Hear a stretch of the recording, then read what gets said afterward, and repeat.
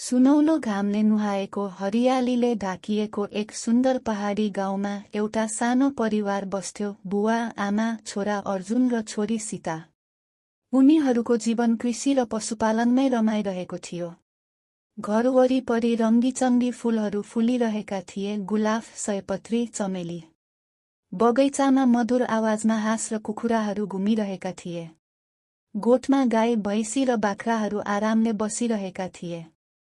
सीता बिहानै गाई दुहुन्थिन्, आमा फूलमा पानी हाल्थिन्, अर्जुन खेतमा हलो जोत्थ्यो र बुबा सल्लाह दिन्थे।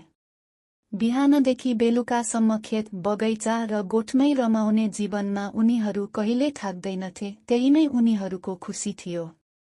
गाउँमा आयोजित कृषि मेला दिन उनीहरूले आफ्ना अर्गानिक तरकारी, दूध, अन्डा र फूलहरू प्रदर्शन गरे।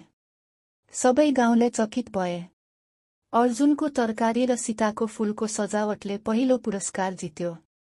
बुबाले मुस्कुराउँदै भने, हाम्रो सम्पत्ति पैसा होइन, माटो र मिहिनेत हो।